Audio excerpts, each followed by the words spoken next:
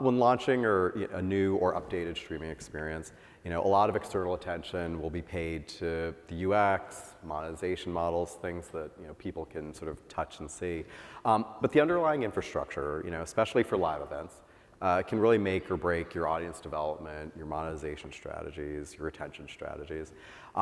In the last 2 years, what new technology has given you more confidence that you can deliver an ideal product? And what gaps do you feel like are left that you'd like to see the industry and providers address? Brendan, why don't we start with you? Sure.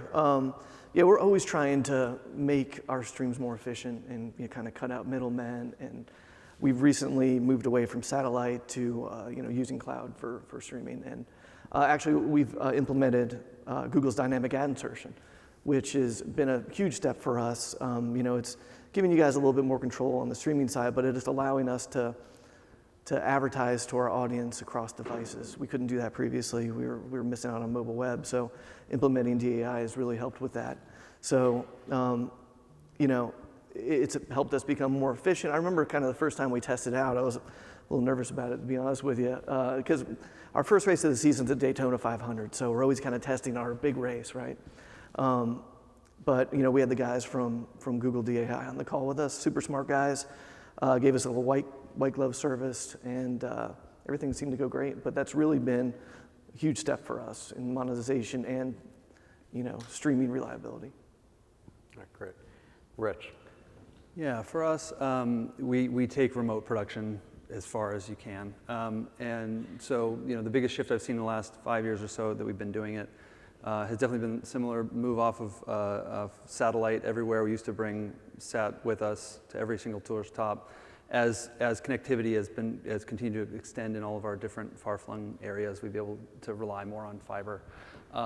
Just pushing a lot of those services back into the cloud, where the digital product tends to handshake with the production team. It's become a lot easier for us to pass things off without the same concern of the dark art of encoding somehow getting in the way in a way that we have to kind of address. That's where we've seen a lot of success with fiber cross connects and really kind of planning out how we're going to go from one network to the next depending upon the vendor makeup that we work with. On the tech side, on the ad side, yeah, DAI is huge for us. We're an ad and sponsorship business. We don't currently offer a subscription model, and what's important for us is taking a global sponsor with us and being able to promise them the ability to stitch up their various regional marketing team spend into one commercial break, so we can have summer inventory in the Northern Hemisphere, winter inventory in the Southern Hemisphere, and serve that up to our global audience. It's all tuned at one time in the same commercial break. That's been a strength for our sponsorship team in being able to really demonstrate value to those sponsors throughout the season. And I don't think we could have produced it in any other way. When we started out, we were burning ads in from the truck, and it was very limiting. It limited the stories we could tell and really the ways which we could kind of incorporate those folks. So that's been huge. Yeah. Yeah, and I'd echo what Rich said about proliferation of services into the cloud, and so giving us the ability to quickly scale up services around spikes for live events.